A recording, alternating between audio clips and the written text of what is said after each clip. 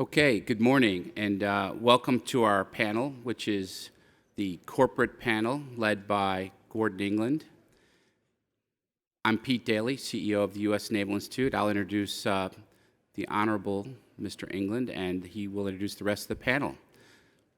Gordon England provides, in one person, kind of the embodiment of the theme of the panel, which is corporate plus the understanding of the defense acquisition and business processes. Not only was he Secretary of the Navy twice, he was deputy of the Department of Homeland Security, and then became Deputy Secretary of Defense. In his role as Deputy Secretary of Defense, he led the defense business processes.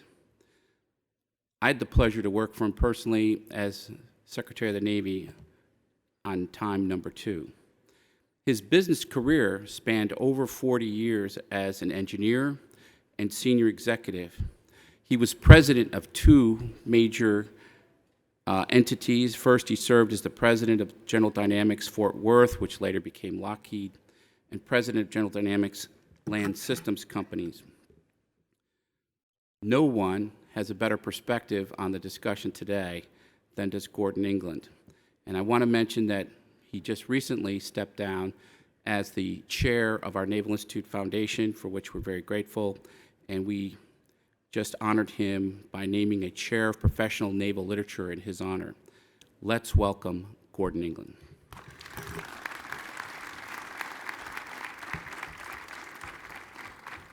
Pete, thank you. So yeah, Pete was my trusted aide when I was Secretary of the Navy. Wow.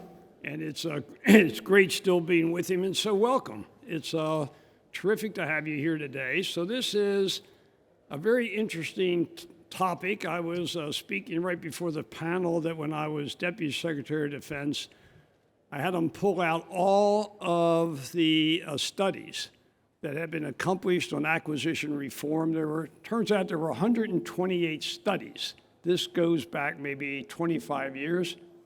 4 of them I actually chaired when I was on the Defense Science Board in my industry role.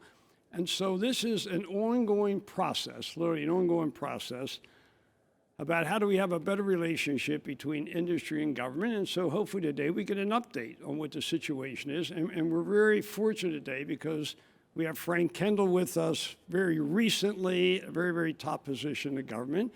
And we had 3 people represent a cross-section of the defense industry that supports the Department of Defense. So Frank Kendall, the format today is I'm just going to do a brief introduction, sit down, it's going to be question and answers, and you will have an opportunity also for a time for questions before the panel's over. So you might think about something what is of interest to you personally, and we will try to address it for you today. So Frank Kendall is with us, and as you know, the Honorable Frank Kendall, he was Acquisition, Technology, and Logistics, number 3 person in the Department of Defense, but most of the money, right? I mean, probably $150 billion he was responsible for in that role. Graduate U.S. Military Academy, has a Doctor of Law from Georgetown, and a master's in aeronautical engineering, so probably one of the most qualified people we've ever had in the position of AT&L.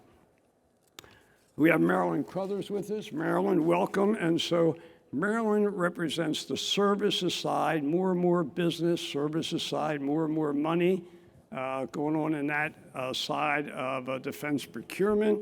And she's with Hewlett, Packard Enterprises, and IT. So this is information technology, IT industry, network perspectives, so we'll get a unique representation with Marilyn. We have Dale Bennett with us. Dale is Executive Vice President of Lockheed Martin's Rotary and Mission Systems sector, about 34,000 employees, about $2.5 billion of business. It's like 1,000 programs under Dale, Aegis, combat systems, littoral combat ships, Sikorsky helicopters, cyber, C4, you name it. He has a master's in engineering from Johns Hopkins, MBA from the Sloan Fellows Program. And I've got Mike Petters here. Mike. Okay, Mike Petters, old friend. He is president and CEO of Huntington Ingalls Industries. Of course, you know, they do submarines. They also do the carriers. They do destroyers, amphibious warships. They do ships for the United States Coast Guard. He is a Naval Academy graduate, Naval reservist, and he has an MBA from William & Mary. So a great cross-section, and so let's get on. So I'm going to ask Frank the first question, then I'm going to sit down with him. And so Frank Kendall, recently from AT&L. So when I worked for Donald Rumsfeld, the first time he was Secretary of Defense back in the 70s, Donald told me that when they would get an appropriation authorization from the Congress, it would come over and it'd be 1 or 2 pages. So when I was a deputy and we would get something from the Congress, it would be like 1,200 pages, 1,300, 1,500 every year for 8 years.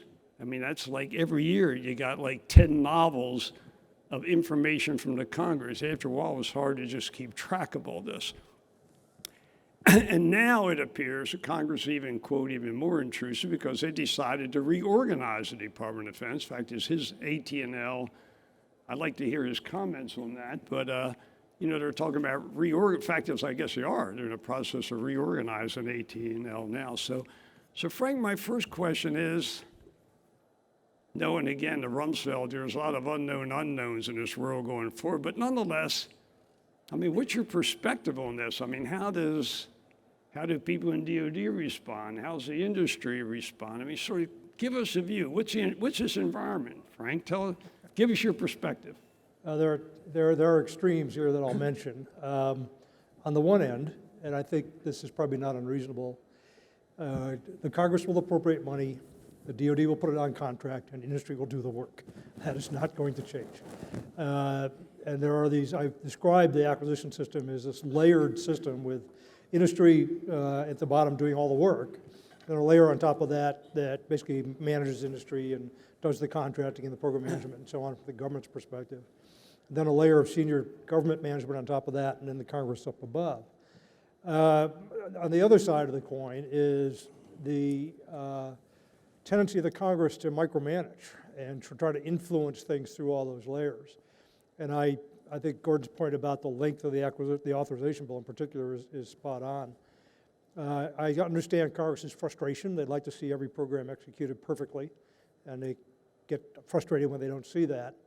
But the business that the department is in and that industry is in for us is inherently one that involves risk and uncertainty and difficulty. It's very challenging. We're trying to build systems that are a generation ahead of anything else in the world. We're going into places where nobody has ever been, and there's risk associated with that.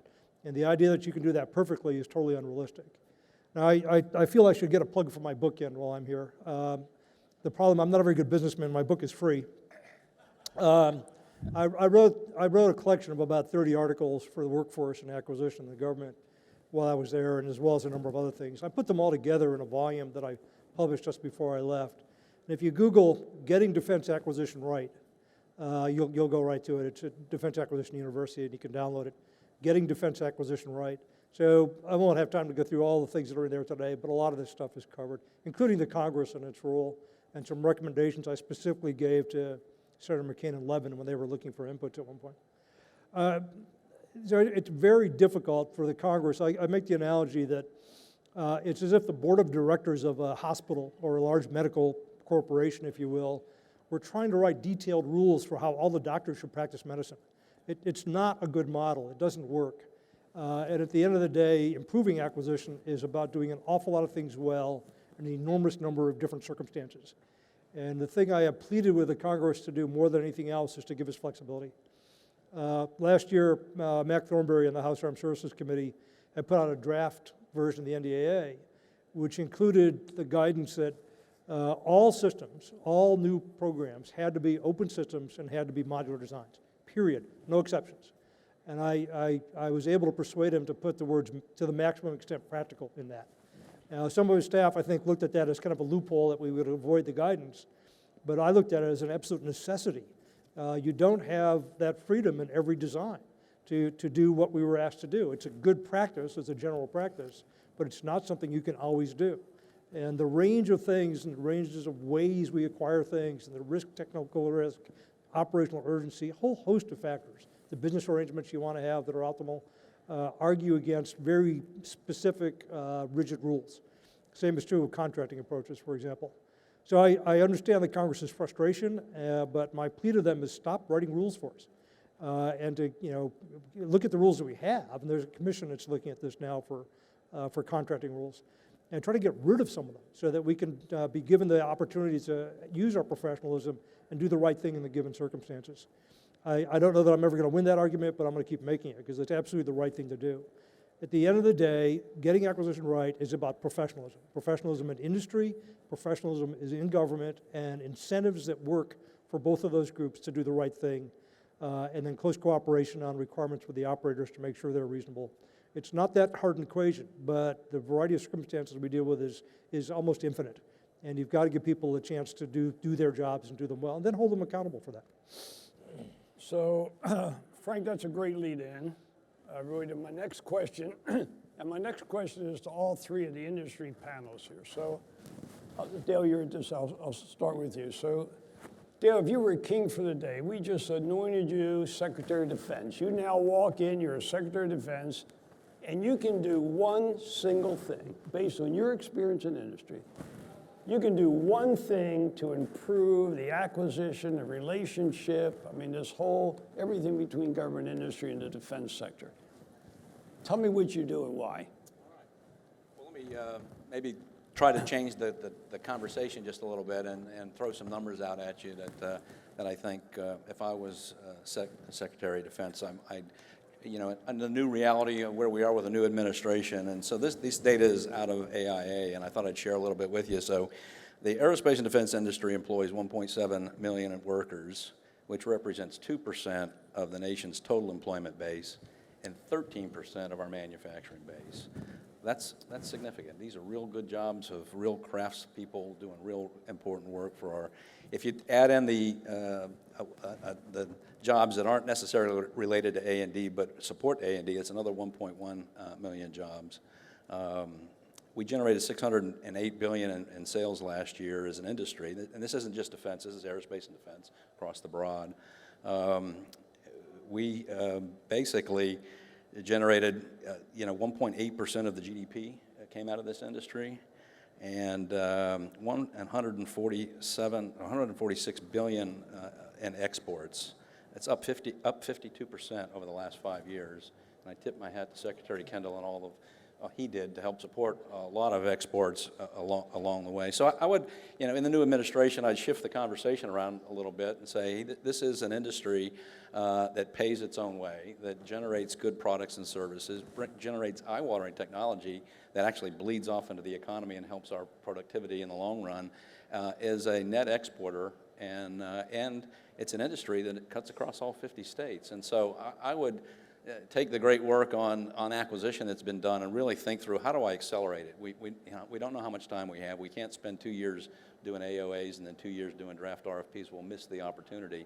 And so we'll need to find what the new term is. What are the shovel-ready sort of things that we can do that's going to generate the jobs in our economy, that's going to also help maintain DOD and defense as being our #1 priority in the country, and continue to work on our exports and our technology investments. And so I would take this opportunity. It's a win-win-win. It's a win for the Defense Department, it's a win for the economy, and it's what the President's looking for. And I think there's a great opportunity for us to bring that technology and bring those jobs and do it now. So given that, but is there anything specific that you would, like in contracting or anything, is there anything that would benefit you as a company in terms of regulations, rules, negotiations, specifications, you name it, right? Sure. I think we've got to get back to, what I'll call is threat-based set of requirements, and really understand where the threat is going, how fast the threat's moving, what are the gaps to meeting that threat, and really focus our energies on that, and really kind of come up with a way to rapidly do acquisition. We've got the contracts folks are professional in what they do today. We've got to align them with the PEOs so that they can actually do it in a timeline that's relevant to the warfighter. So we get the capability out there in a time frame that's ahead of the curve on the threat axis. I think we need to continue to have a closer conversation, a more in-depth conversation with the DoD and industry to make sure that we understand what the vexing issues are, that we're putting our IRAD on the things that are solving the tough issues that our nation faces, and trying to get that into our factories as quickly as we can. No, I think that's right. By the way, I endorse that. I don't think we should have specifications written unless we know that there's somebody out in industry that has some chance of fulfilling that specification, right? Absolutely. I mean, writing a specification without having industry signed up knowing they can produce it, right? Exactly. Rather than just, it's a wish and whatever. So I think that's a very good point. So Mike, I mean, here you are with Navy carriers, submarines, ships, et cetera. I mean, you're down there a real hardware guy. Lots of people in the yard and Navy guy. So what's your perspective? Yeah, so first thing I'd do is take all the money from the Air Force and the Army and put it in the Navy.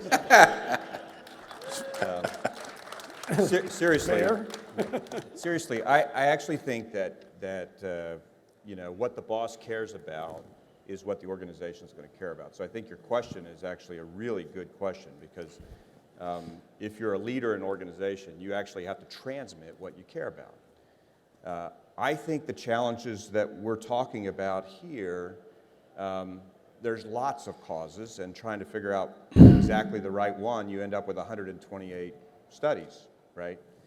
But our version of the authorization and appropriation bill that you talked about being 1 or 2 pages and now being 1,200, in my office I actually have a photocopy of the contract to build a battleship, and it's 4 pages. It's in 1896, we built a battleship for what became President Roosevelt's Great White Fleet.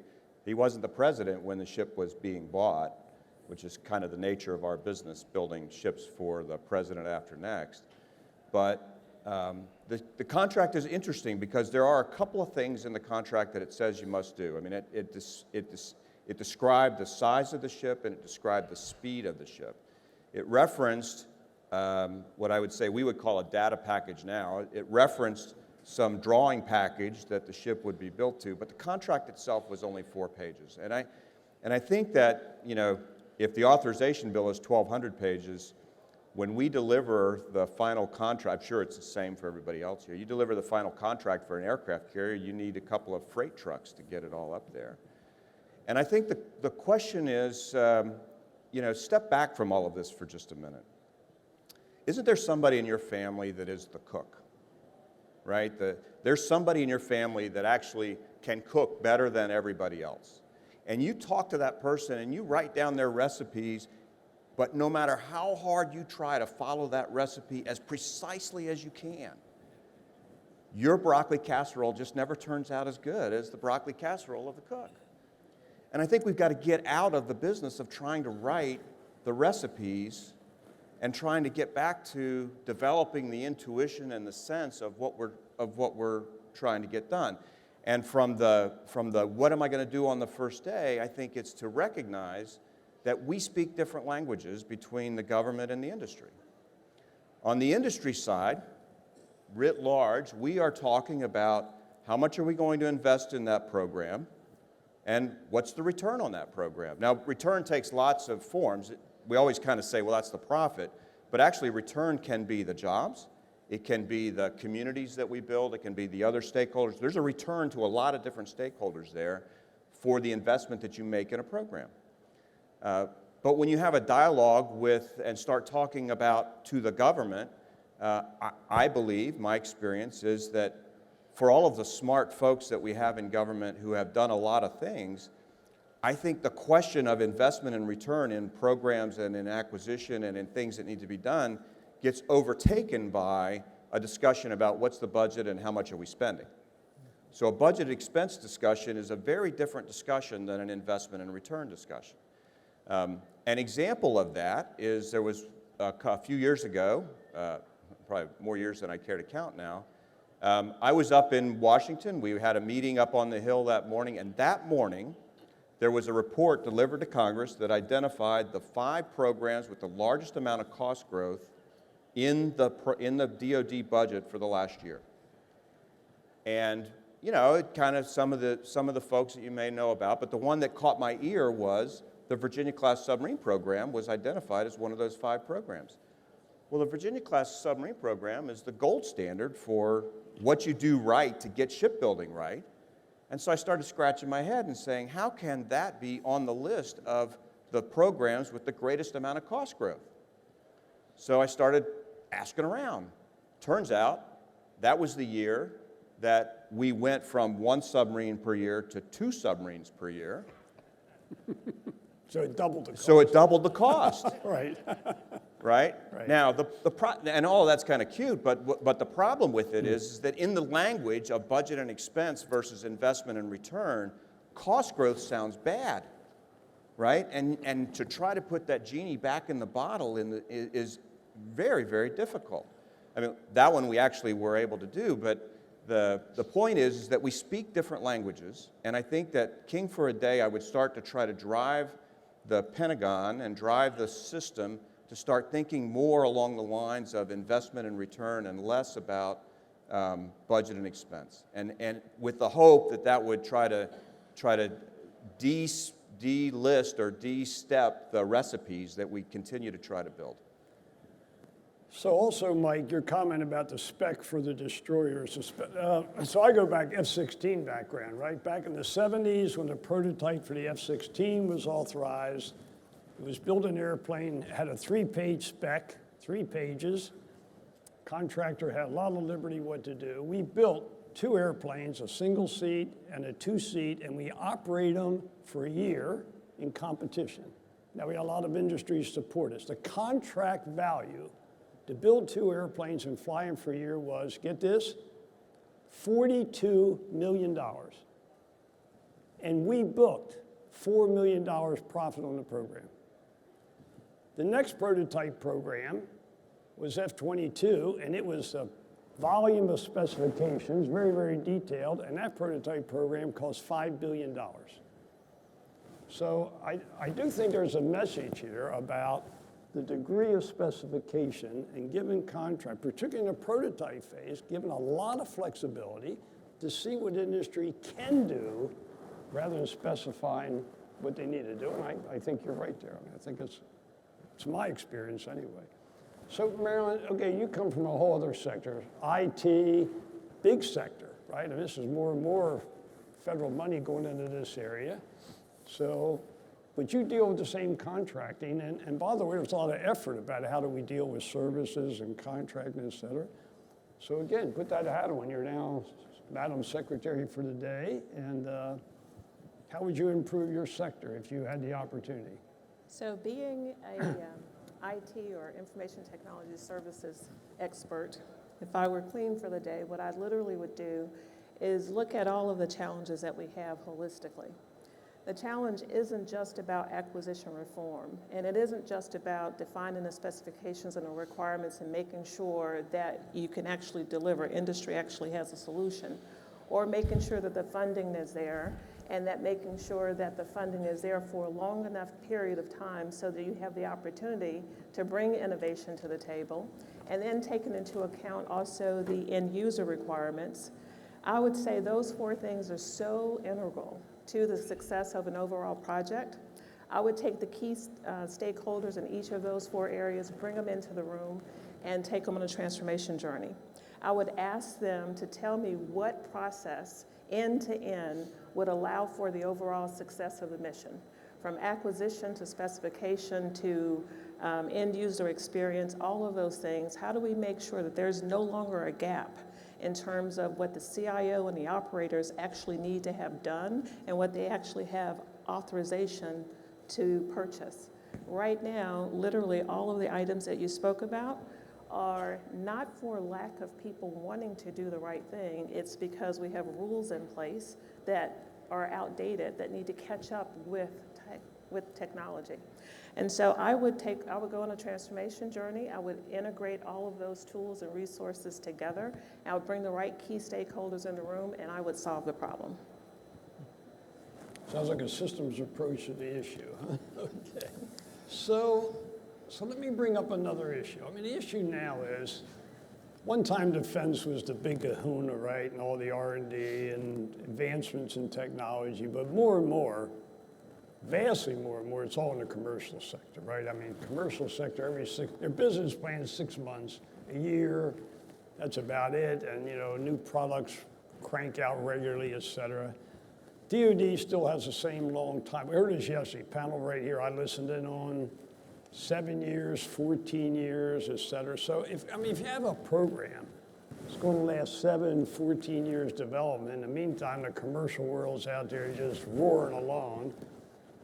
I mean, how does DoD keep up with all this? I mean, I think more and more this is the issue, because that commercial technology is available to our adversaries. So if we have trouble utilizing it on a timely manner, I mean, Frank, we're going to fall behind. So Frank, what do you think? There's so much on the table here. It's hard to know where to start exactly. The cycle time for our major weapon systems has gone up modestly over the last few decades, and that you can track that to kind of the complexity of the weapon systems. I mean, the F-22, for example, is a very, very different weapon system than the F-16.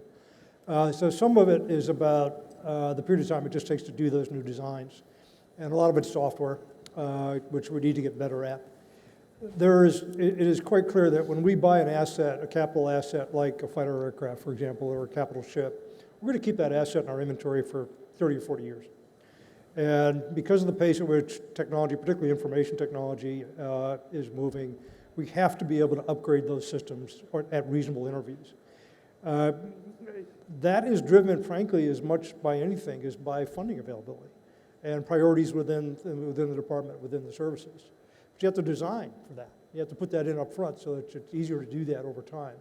And so we encourage people to do that. We put that in as our policy. It's been actually part of the department's policy for many, many years. And I'm trying to get myself out of the habit of saying we, because I don't work at DoD anymore. It's hard to do. But you know. So there are definitely things we can do in terms of management practices that make it easier to bring technologies in. I like to tell people that the defense industry, the people up here with me, are not oblivious to those technologies, and they're looking at them as ways to be more competitive. I spent more time in Silicon Valley back in the 90s when I was VP of Engineering at Raytheon than at any other time in my career. And it was because those were the technologies that were going to make us more competitive if we could integrate them into the products we're going to offer. A lot of times those technologies are not the end items, if you will. They're going to be embedded in something else. So you need to figure out a way to bring them in through the people who are specialized at providing those big capital assets that are unique to the department and that we buy in relatively low volume compared to commercial products. So that's really the way that a lot of those things come on board. So you got to create paths for that, and you have to create incentives for that to happen. So Dale, let me ask you then. Here you are, defense contractor. You got 1,000 programs that cover all this technology, defense contractor, but behind you there's this roaring commercial technology out there, right? Changing every 6 months. So how do you access? I mean, how do you bring that in? Commercial guys don't want to do business in DoD, right? They don't want to do business because we have all these rules and profitability and everything. So how is it you keep abreast of what's going on out there in this wonderful world of commercial technology? Yeah, I think Frank had it right in the sense of, in our world, it's about maintaining our competitiveness, and so it's really important that we pay attention to it, because that's where we can get a lot of value, and it's moving very quickly. And so we know how to identify it, we know how to acquire it, we know how to ruggedize it, we know how to make it cyber safe, and we know how to make it deployable in the platforms and the environments it needs to work. And I think a little bit of it is understanding, okay, if I'm a platform, if I'm putting it on a platform, when do I want to strike the the chalk line of what technology to deploy, and I probably want to make that a little bit later, than I might otherwise, you might otherwise think, because I want to take advantage of where the technology is going to be when I'm ready to build the platform, right? So I think, having the TRL level and the manufacturing readiness level conversation and not being too quick to strike that chalk line, I think, is really key. The other point, and you made it, was the scary part is technology is continuing to change, not in a linear fashion, but in an exponential fashion. And our adversaries have access to it. And that's the scary part about this problem for me, is that. And so we're working, with open architectures, and you think about, the ARCHI program on the submarines, or even now we've got speed to the fleet on Aegis. How do we make sure that, again, we're looking at the threat, we understand what the threat gaps are, and we're bringing the technology to stay ahead of the threat, and we're doing it in a way that's easily done without having to rebuild the ships every time. So is there a way? I mean, so I put on my hat as a small business guy. I got some great breakthrough technology. I mean, is there a door? I mean, here's Lockheed. Here's this, it's like the federal government, right? I mean, this gigantic company, 40 billion. But I mean, is there a door I go knock on? I mean, how do I get in? How do you even know I exist? Well, that's an important issue. We get a lot of innovation out of small business, and we do embrace that. So certainly there's the regulatory piece of the right thing to do in our contracts for small business, but we do mentor protege for small business. The SIBRS program is a great program.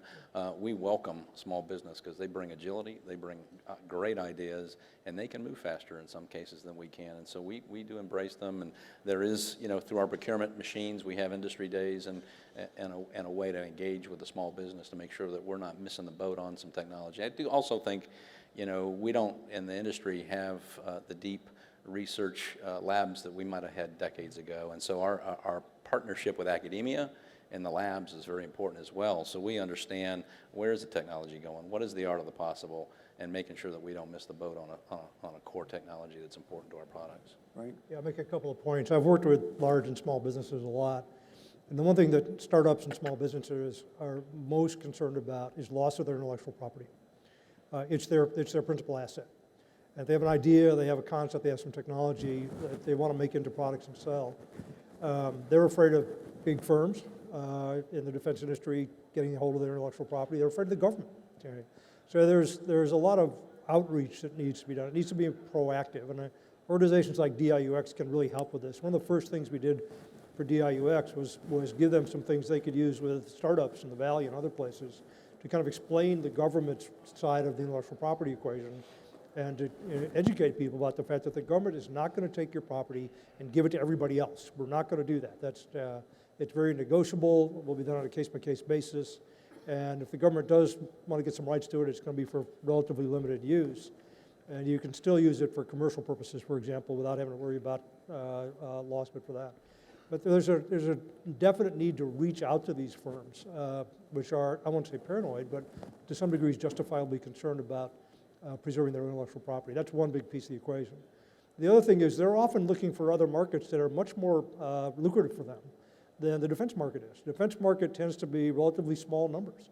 You don't get big volumes. I was talking to somebody earlier from a company that we're working with.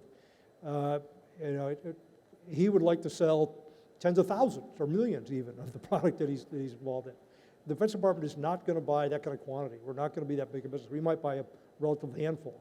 So you got to take that into account. The thing that the Defense Department does bring to the equation that is very attractive to small businesses is research and development money that does not have any strings attached to it and does not involve giving up any equity. That's another thing that startups value very highly. So early funding that allows them to mature their technology, and that can be done in a very cooperative way with the government and not put them at risk or has them dilute their value at all. So there are ways to do this, but largely it's about being proactive on the side of the government, and I think industry too, and reaching out to these people and finding them and identifying them as an active thing as opposed to waiting for them to come to you. So, Mike, here you are, sort of heavy metal, right? A lot of heavy, and also electronics and everything. So, I guess the same question. I mean, how do you bring in commercial technology, and particularly in the manufacturing area, right, where there's a lot of changes going on, all the additive manufacturing, the 3D, all the things going on. how do you access all this? And by the way, I think that's a really good point, either Dale or Frank brought up. We don't have R&D labs anymore, so the relationship with universities is ever more important because that's really where most of the basic research is taking place. We don't have corporate labs anymore, right? So do you have ways that you connect with commercial, with universities, with small business? I mean, how do you keep yourself vibrant as a defense contractor in the commercial technology world?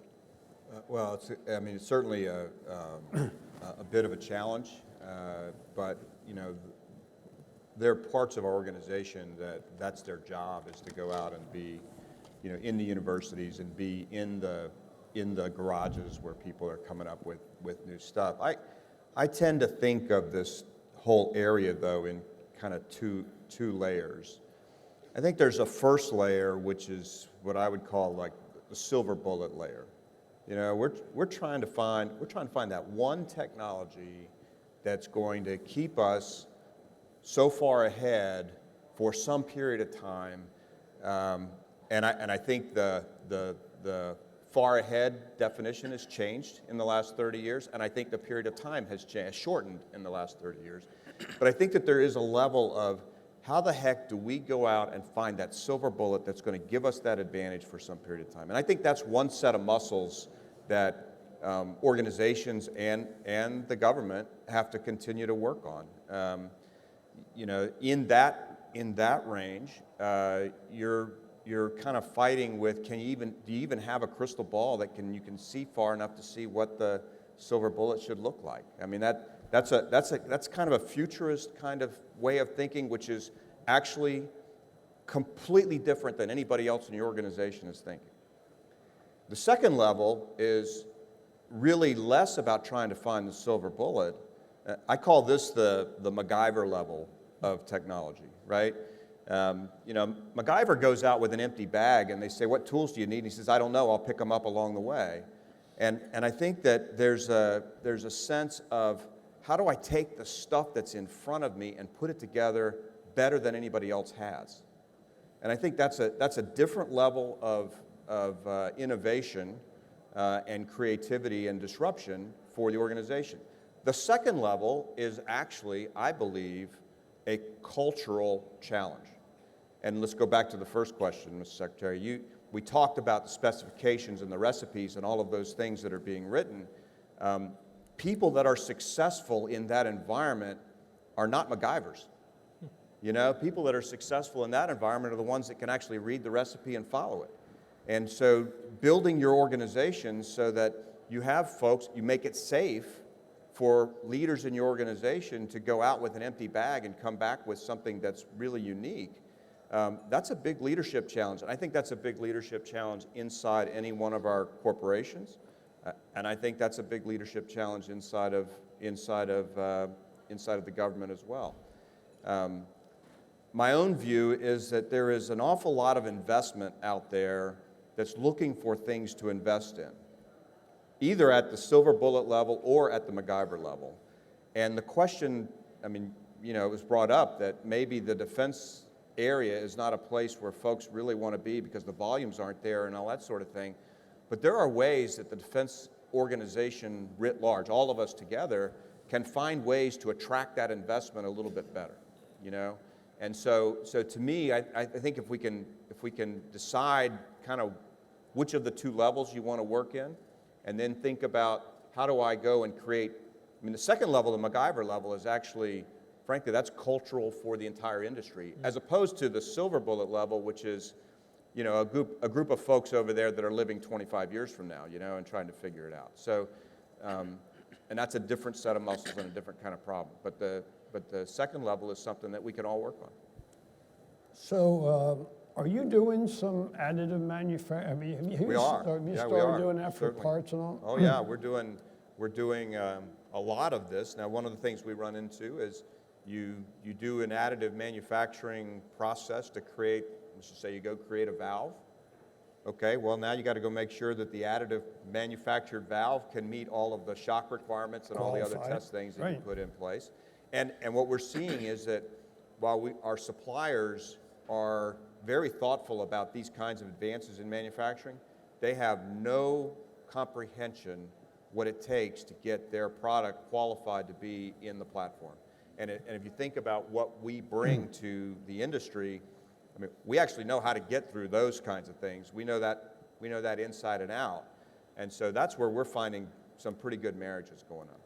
Yeah, you not only have to qualify, but then you have to control the process going forward. Yeah, all of that stuff, Right, right? Yeah. and that's maybe a little more difficult. So Marilyn, Hewlett Packard Enterprises, do you also, obviously you do commercial work in your organization, right? I mean, HP Enterprises is both commercial and defense, right? So I would assume in your organization there's lots of crosstalk between, you know, people in your organization, your commercial clients, and right? So I assume there's some robust exchange and probably not much difference between commercial and defense in your enterprise? So there is a little bit of difference, but the collaboration across the teams is very, very critical to our overall success.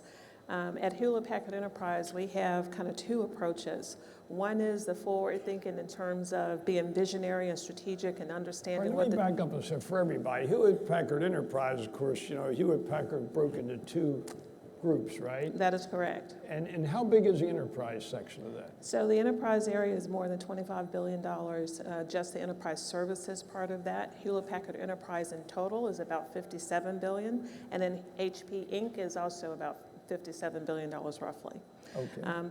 The beauty of it is that we still do have R&D labs, and we still do a ton of forward-leaning thinking in terms of what's the next wave of new technology coming down the pike, be it on the commercial side of the house or on the services side, including both government and commercial clients. And so we have a large arm that is focused on innovation and new technology, but we partner with some of the smaller firms around Silicon Valley to make sure that the best in breed and the newest ideas we're able to capture quickly. We have alliance relationships with some of the smaller companies.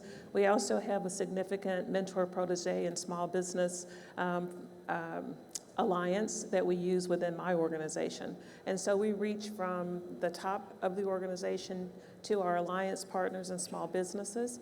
And also internally, we have what we call an investment review board, and that allows for innovation from the ground up to bubble up. Some of the best ideas come from the employees on the ground working specific client issues, and they best know how to solve those. And so we give those people an opportunity to voice what their ideas are and try to work those also into our technology roadmaps and innovation agendas. So from the bottom to the very top. So that's impressive. So question, like you do all the intranet, right? You do MGen, all that. You're big into the government IT network. Do you do for those networks, do you also do the cyber? We do. We have security baked right into most of our solutions, absolutely. So one of the things I also want to highlight is a cloud pilot that we're doing with NMCI that is allowing for some of the commercial best practices to come right into the Navy today. For example, our Office 365 project. What we use is, agility or agile process that allows you to do the, adaptive planning as well as being able to do evolutionary development, meaning you can integrate changes right into your development opportunity right then and there on the spot. As the demand changes or the specifications change, you can work those in. It allows for faster delivery, and in most instances, we have been able to cut the engineering of that initial solution by 50%. And so really being able to have that agility and to be able to integrate today's solution into the current environment is so critical. It's exactly what these gentlemen talked about, being able to maintain and build a ship at sea or being able to fly an aircraft and build it in flight. So good. So I have a couple more quick, but I'm going to open it up. If anybody has a question, I think we'll give the audience an opportunity, hearing what you've heard so far. Anybody have any compelling questions out there? Okay, here we go. Good. Yep. Take time. I'm Sam Tangredi. Good leader deserves a good follower, so I'm going to do follow in the footsteps of Mr. Kendall and say, if anybody wants to buy my books, come to the Naval Institute, Naval Institute booth Are they there. free also? And Mr. Petters did. Thank you, sir. Yeah, right, remember Frank Kendall's book is free, so be careful what you ask for here. Sir, I have a huge mortgage, so it's not free. But I'm going to try to blend what Mr. Kendall said and Mr. Petters say into a question. When Mr. Kendall started, he said, he talked about the risk and uncertainty. And then he kind of talked about what I would call leap-ahead technologies for risk and uncertainty. And I briefly worked with Wayne Meyer before he died, and he always said, if you put more than 3 new technologies into a program, it's going to fail. And I think he was thinking about Zumwalt, which boasted 10 new technologies. I would like you to talk a bit about DoD's approach to this thirst for the silver bullet versus incremental, because some people argued, maybe even me, that the incremental approach has produced the F-16, but the leap ahead approach, unless you've got unique circumstances like building a nuclear weapon, seems to indicate failure. And what Meyer told, he said, Congress doesn't have the patience, no human can do it beyond the 3. I'd like you to talk a bit about that, the silver bullet versus the incremental. Thanks. Interesting question. A lot of these things come together. Requirements are kind of the key to this, I think. And I used to say simplistically that if I could just fix the requirement system, I would probably have done almost everything I could to improve acquisition. Requirements need to be general at the beginning and get more specific as you get further along in terms of maturity, because eventually you want to put something fairly specific on contract, and I think the drawing package that went with that battleship that Mike talked about is probably that in that case. But at the beginning, you want time to explore and to try things out and do trade-offs and make decisions that operational community needs to be heavily involved in. Cost needs to be a major consideration. When you go for a leap ahead, kind of a silver bullet thing, you need to have some reasonable expectation that you can get there. And you need to lay out a program that does the hardest things first in many cases, reduces the risk associated with the thing that you're trying to accomplish. And then the more routine things can come along later on. You also have to make judgments about how urgent it is and how much money you're prepared to waste to get to the place you want to be and how important it is to get there in a timely way. And that all factors into how you structure a program. I give many, many examples of ways the department has done things. If you look at the program we were talking about earlier was the Ford aircraft carrier, I think. If you look at what happened there was a philosophy of transformation, and Gordon was in the administration when this happened, that we wanted to do things differently, and we wanted to make leaps in capability. So a decision was made to integrate on a single new class of ships a number of technologies that were very immature. And it was a gamble. Anything like that is a gamble. There's a lot of risk associated with that. And it was done, frankly, over the Navy's objection. I think the Navy at the time didn't want to go down that path. And we ended up with a ship that had large overruns in the first of the class, but we're bringing that cost under control now, and the follow-on ships will be much more economical. And I think you can make a fair argument about whether that was a good thing or a bad thing to do, but politically, it's got an enormous amount of criticism for the approach it was taken. Yeah, but I think it actually, in some cases, it's better to go fast, experience some waste, and get the capability. And I make my best example of this, because you can contrast the programs, is MRAPs and the Joint Light Tactical Vehicle for the Army and the Marine Corps. We had people dying in Iraq particularly from IEDs, and we didn't have vehicles that gave them adequate protection. And we went out to industry, and we did this competitively, and we did this with very general specification. It was done in the previous administration, not the one I was in, previous one before the previous one. And it was the right thing to do. And we got industry to take basically existing automotive components, put them together into packages that had a lot of armor and gave our people a lot of protection, and a few design features that helped with that. And the first ones we bought weren't quite as good as they could have been. We made changes along the way. We spent a lot of money,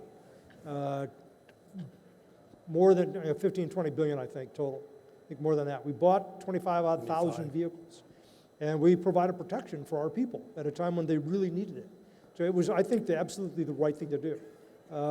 What happened when we did the surge in Afghanistan was we realized that those vehicles that we had bought mostly for Iraq were not the appropriate vehicles for Afghanistan because the terrain was so different. So we had to go do another round of procurement, another rapid acquisition, if you will, to buy the M-ATVs that we used in Afghanistan, which had dynamic suspensions, which were smaller and were suitable to the terrain there. So we bought another few thousand vehicles. Again, rapid acquisition program, but again, people were dying. It was an urgent need. Okay, today, we're only going to keep a small fraction of all of those vehicles we bought in the inventory. The rest of them are gone, okay? You know, close to 30,000 vehicles, we're going to keep about 5,000. So is that waste or is that a good thing to do? I would argue it was a good thing to do for a variety of reasons. Okay, now look at the JLTV program, Joint Light Tactical Vehicle. Cycles of development of requirements, competitive procurement process, a lot of testing, very detailed requirements at the end of the day, careful trade-offs on requirements, a longer development program, but it's gotten us a vehicle, it's getting us a vehicle that we're going to keep in the inventory in whatever quantities we buy for 30 or 40 years. Both approaches have their place, okay? Now, neither of these I would call silver bullets. They're basically fairly basic capabilities. I can go on and on and on about this. I don't want to spend too much time on it. But I think getting the specific situation, understanding that, and doing what makes sense in that situation, taking the level of risk that's dictated by a whole bunch of requirements, including operational urgency and others, is the right thing to do. And when I share Dale's concerns about technological superiority, I've been giving speeches about this for years. I think we need to be taking more risk, and I think we need to be accepting a little more waste along the way, if you will, or inefficiency is probably a better word, to get to better products faster. Because I think the threat is dictating that, and we're not as responsive to that threat as we need to be. Some of that is money, some of that is resources.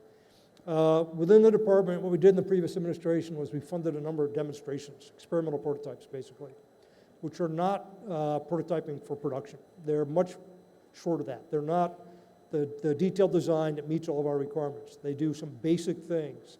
But we did not fund any follow-on to any of those demonstrations. That's not in our budget right now. Now, there's a chance that budgets will go up with the new administration. I don't think they're going to go up dramatically. I hope that some of that innovation, some of those things that we started, will be fully funded and taken on as programs. Industries will respond to whatever incentives the government puts in front of it. It will respond. And if there's a desire for innovation, desire to go fast, industry will react to that appropriately. On the other hand, if it's just buy more of the same, industry will react to that. So I think the government needs to make some good decisions about how it wants to proceed. And then frankly, if we're going to stay ahead, we've got to get back to a world in which we are prepared to take some risk, prepared to have some inefficiencies and some problems getting to the products that we need, and accept that. Development is only 10% of the life cycle cost of most of our programs. Having even a 50% increase in development cost is not the end of the world if you get a good product that gives you dominance for 20 or 30 years and that you can upgrade over its life cycle. So I think we distort this. The expectations on the one hand to go with lightning speed and take a lot of risk and do creative things, and on the other hand to never have a cost overrun, are completely incompatible. And we got to figure out a way to reconcile that. And if I could, mind if I jump in here? Sure. I sometimes wonder, you know, the second part of what Frank, I agree with exactly what you were talking about there, Frank, across the board. But I sometimes wonder, at some level, you know, what are we afraid of? Right. You know, how many of you have seen these programs that are on television where they are doing some kind of remodeling, or they're building a new home or something like that, right? And you know, they all have different names and everything, but they all do the same thing, right? And they kind of, whether it's a 30-minute show or an hour show, everything kind of goes along pretty good until about 2/3 of the way through the show, Right. when there's the dramatic tension, right? Yeah. The scope is increased. We just discovered fungus in the basement. You're going to have to clean that up. And now, are you going to pay for the new balcony, or are you going to add to the budget, or are you going to stop and just cancel the balcony so you can take care of the fungus? My point of that is it's kind of, you know, and every one of these things follows the same way. And they get to that point and they create the dramatic tension, and then you'll see some people will add to the budget and some people will cancel the balcony. I mean, that's the way they always go. The point of that is that the taxpayers actually do this every single day. Yeah. They understand what scope is, and they understand what risk is, and they understand that, you know, sometimes there's no benefit unless you take risk. And we have kind of created this sort of language around everything where cost growth is bad when you're increasing the production rate to 2 per year. And so somehow we've got to, and this is not something that, frankly, we can count on anybody else doing on our behalf. I think we've got to start to change the language around what we do so that we can have an honest conversation with the taxpayers about, you know, we're trying to get that silver bullet over there, or we're trying to save lives in Iraq and Afghanistan, and yep, this is not going to be an incremental approach. This is going to be an all-in, let's go to the moon approach, and it's going to cost us a lot of money, but we're going to save lives, and we're going to have failures along the way. I actually think that the taxpayers can handle that kind of information, and I think we've got to find a way so that we can all talk about that. Otherwise, what we will do is we will incrementally improve our forces, you know, one budget cycle at a time. And I think that what then will happen is we'll start to come back to the crowd and eventually fall behind. Our So we have, development pardon me, programs. well, we have one more question here, but I'm going to make one comment for that question, and that is, DOD is not political, absolutely not true. political. That's true. But acquisition is a political process, right? I mean, remember, it is overseen by a board of directors that is purely political. So Washington is not about politics. Washington is politics. And so, Mike, you're right. But as long as there's this overlay, this board of directors, right? I mean, you don't get to just keep this sort of in these channels that you want, right? I mean, that's the reality of it. Okay, another question here, because then we're going to be at our end, I think. Yes, sir. My question's regarding the acquisition system and trying to receive the newest updates in software. For example, when we buy a piece of equipment, say a radio or something, we get it with version 1, which is the newest, latest, greatest that the company is making with that piece of equipment. By the time we install that equipment in a ship or aircraft, it's on version 3, is the newest, latest. But we don't own that version yet. We're still on version 1, which we installed. 2 years later, when we're still using that equipment, it's on version 4, and yet we're going to update it to version 2. So we buy each incremental version, and then eventually through time, schedule, and money, we get to the latest, greatest, maybe never. Is there a methodology that we can use that would meet both the industry side of the house in making sure that they get paid for all their work and software, and yet get us up to date with the most current technology available as soon as possible so we can skip versions 2 and 3 and just get the latest, greatest on the floor where we need it?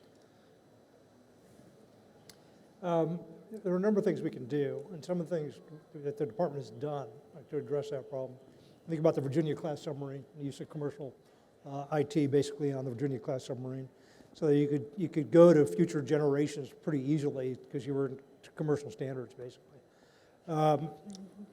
Having planned technology insertion efforts, right, and planned, you know, it's automatic on a program like the F-35 that we're going to upgrade the software on 2-year cycles, and we're going to upgrade the hardware, some of the hardware on like 4-year cycles. So we kind of built that into the program going forward. I think you have to have an awareness up front of the pace of change in technology, and then do a design that accommodates that. So that's the fundamental approach I think we need to take. Industry tends to resist that. But the other thing we try to do is to have competition, future competition, right? Industry tends to resist that. Once they get a piece of market, they want to hang on to it if they can. But it's definitely in the department's interest to do that, and I think industry, being a good supplier, will acknowledge that, and if we ask for it and incentivize it, they'll give it to us. But I think that's what you have to do. You just have to be aware of those areas where technology is changing quickly, and then plan into your design, into your acquisition process, the way to do that. The thing that keeps us from doing it better, keeps the department from doing it better, is as much money as anything else. You know, we have a spectrum of equipment, and we tend to have the cutting edge things that we're buying right now that are as current as we could have made them. Then you have everything else, right? And even if we designed or built those things to accommodate upgrades over time, we often don't have the money to actually implement them. And that's as much of a problem for us, frankly, as being open to it from a technical point of view. So I see Pete coming. I actually have one more question, and maybe we'll have a 1-minute answer for everybody, Pete, if it's okay. I mean, so we have this very complex equipment out there, but we still have depots maintaining equipment that's getting more and more complex every day. Complex to the point that people manufacture it, right? I mean, it takes a long time to sort of put these systems together. I'm thinking mainly electronics, software, integrated systems, et cetera. So it seems to me at some point that's going to break down, Frank. I mean, I don't think you can keep people trained enough, right, to maintain these very, very complex systems. At some point, it seems like it's got to go back to manufacture or some sort of, right? And so I'm always worried about this, and yet this is a huge political issue, right? I mean, depots are almost impossible to change the workload at a depot.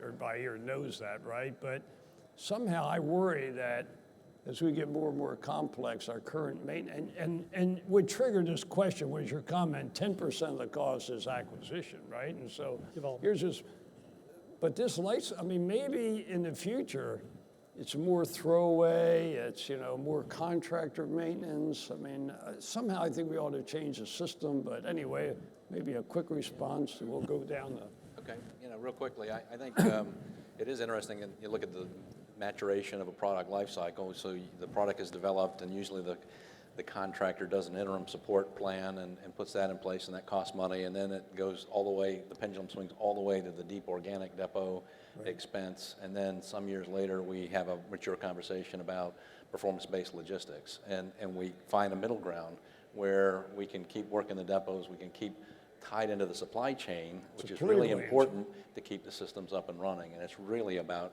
availability and keeping the systems up and running. And there's many very successful PBLs. And so I think maybe if there's a way to think through how do we skip those interim steps of swinging that pendulum and go right to a performance-based logistics that recognizes the fiduciary responsibilities of the depots to be able to maintain the systems that are deployed and just really focus on the outcome, and that is the availability of the platforms. Okay, Frank? You do get into politics here, obviously. The 50-50 rule between depot and private sustainment work is almost ironclad. I think it would be good to revisit it, frankly, and open up to more competition. I think the reason the depots exist is to have a national capacity that can support our military departments if needed in a wartime, basically. But it's become, obviously, a political thing because of the jobs associated with depots and so on. I'm a huge fan of competition, and I think we're not allowed to have direct public-private competition by law. I think that's kind of unfortunate because there probably are ways to do that. But I think that opening it up to more, and the performance-based logistics thing that Dale mentioned is spot on. It turns out that it's harder to structure business deals and contracts to do that, and you have to be careful how you actually implement them, but you can get a big payoff from that.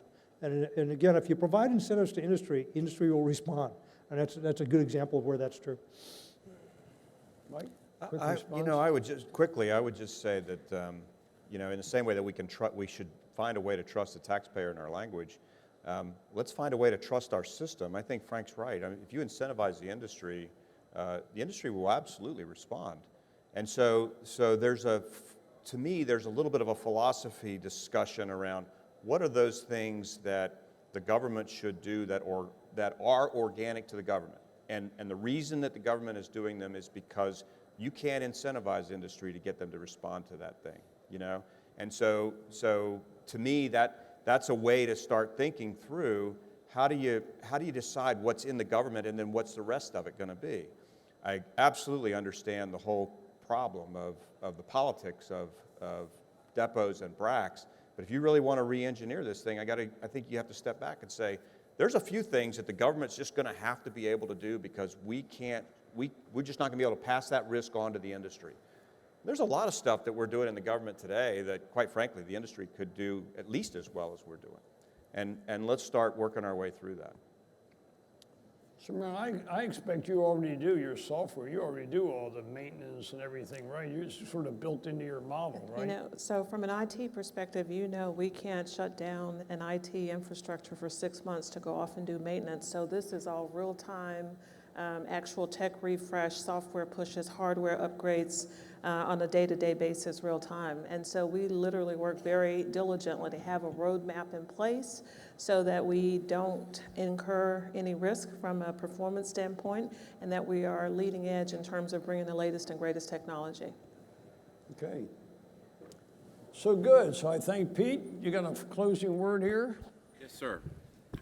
First, just want to say on behalf of the United States Naval Institute and FCA International, we truly appreciate hearing the experience and wisdom of this panel, and we thank Dale Bennett, Frank Kendall, Gordon England, Mike Petters, and Marilyn Crouther for sharing their precious time and insights with us today.